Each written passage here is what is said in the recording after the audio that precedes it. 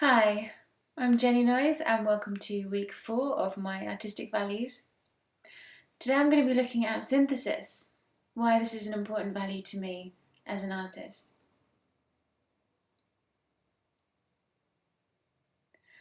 Synthesis for me is about bringing it all together. And I'm going to talk about my many interests, and I'm going to talk about using interest as a compass, as a way of deciding which way to go. Almost like a roadmap. So for the first 30 years of my life, I found that I was interested in everything, and I would follow people to see what experiences they were having. I never really wanted to do anything that I wanted to do. I was more interested in other people.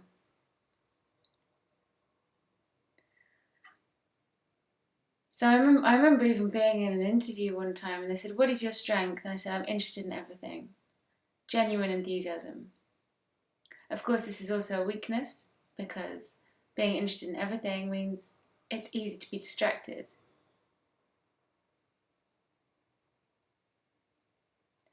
So I found that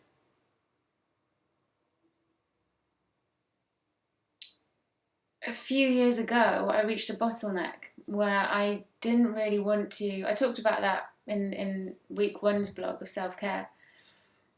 And this bottleneck really made me question everything that the way I'd been living my life for all these years.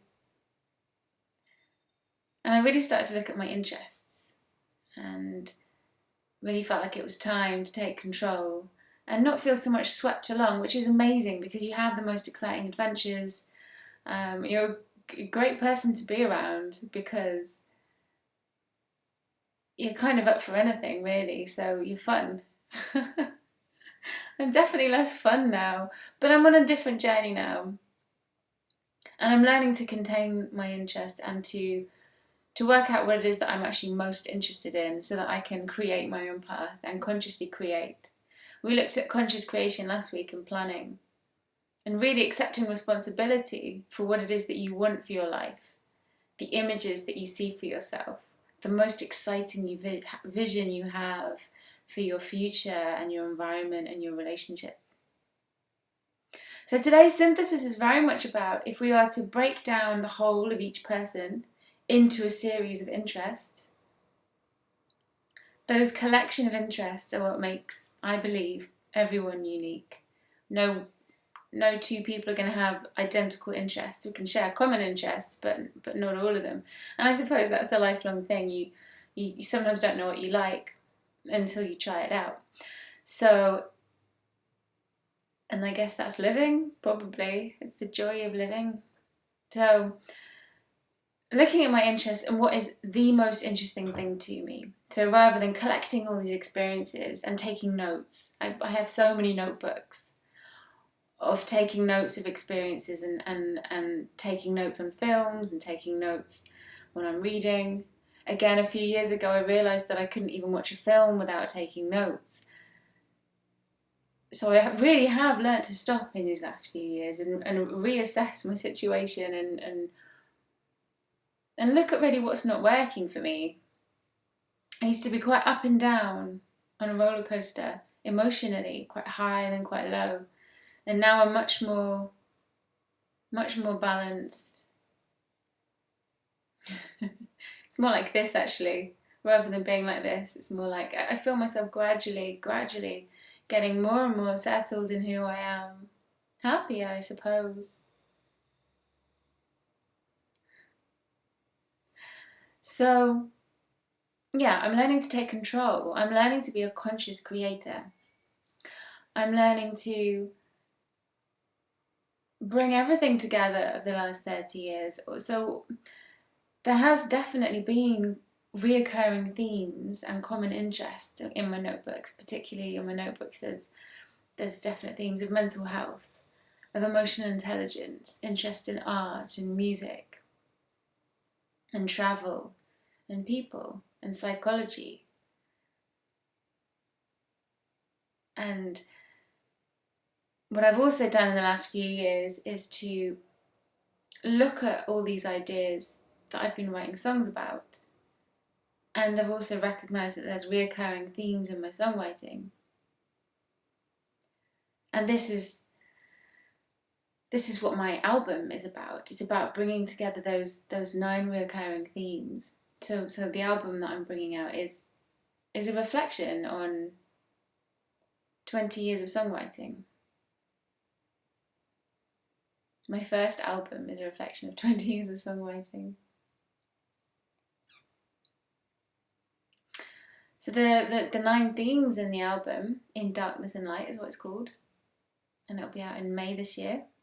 The 9 themes are community, commerce, the inner child, the wisdom of our elders and the power of now, holding this moment, white light, meditation, psychological boundaries. I studied mental health nursing at uni, and in total I worked about 7 years in mental health. And the other part of my life to earn money, I've done quite a lot of admin and kind of analytical work, and very much office-based. Anyway, so this idea of synthesis is very much about bringing together all these things that inspire me about humans and life and living, these themes, as well as analysing why I'm interested in those themes. Most people might just enjoy what they enjoy, but I have to question why, and that's all part of my process. And I think that's because I want to do a new way of writing, a new way of creating, and I'm certainly moving into that right now. And to do that, I need to analyse what's working and what isn't working for me. I want to design a creative process, and I'm really excited about this, and I'll touch on this in a moment. So In Darkness and Light is the songs that I've written over the past 20 years were very much written from a place of emotional intensity. So I would have a strong experience and I'd need to make sense of it.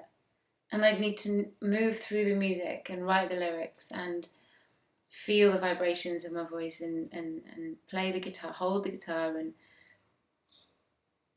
and write words that reflected how I was feeling. So I'd move from sensitivity to clarity. I would make sense of the situation that I was going through and ultimately feel better after I'd written the song. And this is always the way that I've managed my emotions from when I started playing guitar when I was 14. I started writing songs when I was 14. So In Darkness and Light is definitely a collection of songs that are created out of a strong emotional place. What I'm moving towards for the next album is being more in the driving seat, so being more of a conscious creator. So rather than using music as a way to make sense of situations, I want to write songs not from a place of emotion. I want to write songs from... Interestingly, the album's called In Darkness and Light.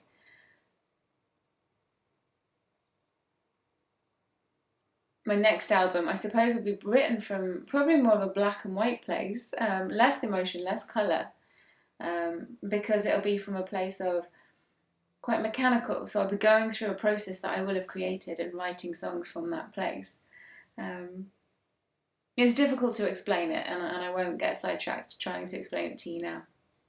There's certainly something that I'm looking at, but I can definitely explain to you how I'm doing this is 1 hour a day, rather than before I was interested in everything and I'd be taking notes all the time. Now I concentrate it to 1 hour a day, and it's very focused time where I can literally follow the trails. I use books, I'm reading books and taking notes on books, and I can follow the trails of that.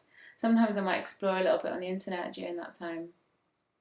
But essentially, what I'm doing is following a tangent and allowing myself to follow that tangent so that I can keep focused the rest of the time. So just getting it out of my system, basically. But at the same time, my interests, that you can see a clear path that these interests are taken over the last year within this hour a day. And I've gone from being interested in tarot and archetypes, Jungian archetypes. So I started exploring Jungian archetypes and came across Jungian tarot cards. Never thought I'd do tarot, always a little bit unsure of it, but actually now I use them every day because I find them really helpful. And Jungian archetypes are looking at common archetypes that show up time and time again in our stories and our films and our books. And it's suggested that there are patterns that are passed down through generations in the subconscious. Anyway, these reoccurring archetypes like the Empress, the Emperor. The Emperor is the masculine power of the universe. The Empress is the feminine, the communication between the universe and the earth. You've got the Fool, you've got the Hero, you've got the False Hero. All these different archetypal energies. And I was exploring these and moving along this, and then I got into gods and goddesses of ancient Greece and started getting interested in the High Priestess as a feminine energy. Really started exploring that, and then started exploring ancient Egypt and wanted to know about the hieroglyphs and how to understand them. I was looking for an idiot's guide to hieroglyphs and stumbled across the Dogon of Mali, who are living with the same beliefs and practices and daily rituals similar to the ancient Egyptians 3000 BC, and they're still alive today, still practicing these ideals. And they don't have a written language, so it's all about their communication of their... So we can actually speak to people directly. People have spoken, I haven't been to Mali, but people have spoken directly to these people who are alive today and can explain today and have a conversation about it. And it would seem that there's a lot of strong comparison to quantum physics. And the only way we know that is because modern physics is now caught up to being able to compare to these ancient ideas that have been practiced for thousands of years. It's blown my mind. I've had so many wow moments. Following my interest has been like my hour a day. I do it first thing from 9 till 10. And it's just an absolute joy, just completely. There's no pressure, there's no rules, I don't need a specific outcome. Although I'm still working on that, because naturally I do feel like I need to justify what I'm doing. And certainly I'm also feeling an excitement towards creating a process, creating a framework for creativity.